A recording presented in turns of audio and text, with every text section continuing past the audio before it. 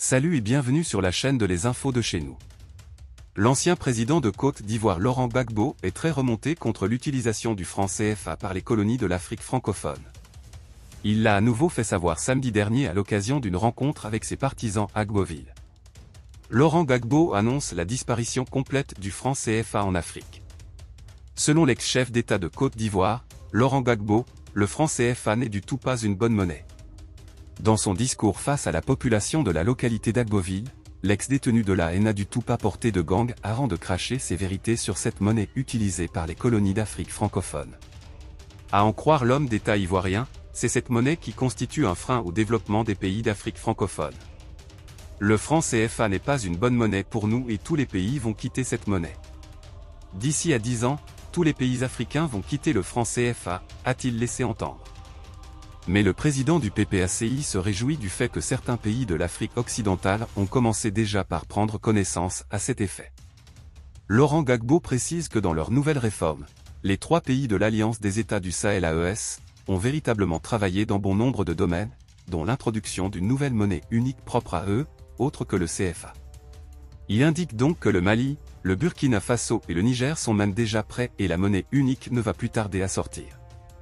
Et ces pays seront certainement rejoints dans cet élan par d'autres États africains, notamment francophones bientôt.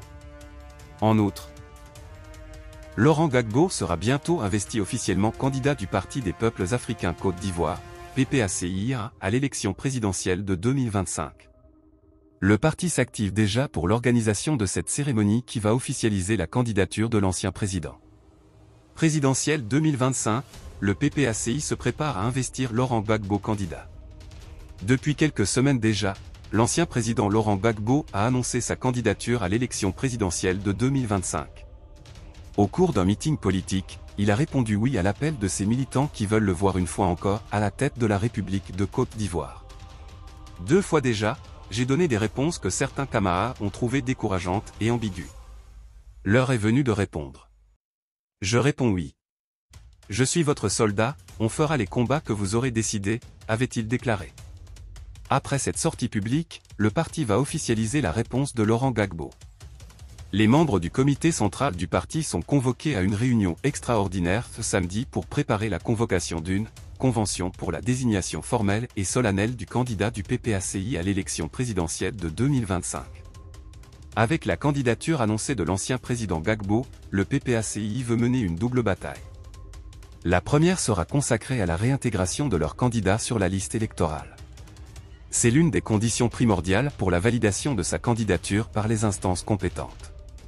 En effet, acquitté par la Cour pénale internationale, CPI, pour les faits liés à la crise post-électorale 2010-2011, Gbagbo avait été condamné à 20 ans de prison en Côte d'Ivoire dans un autre dossier de braquage de l'Agence nationale de la Banque centrale des États de l'Afrique de l'Ouest, BCEAO.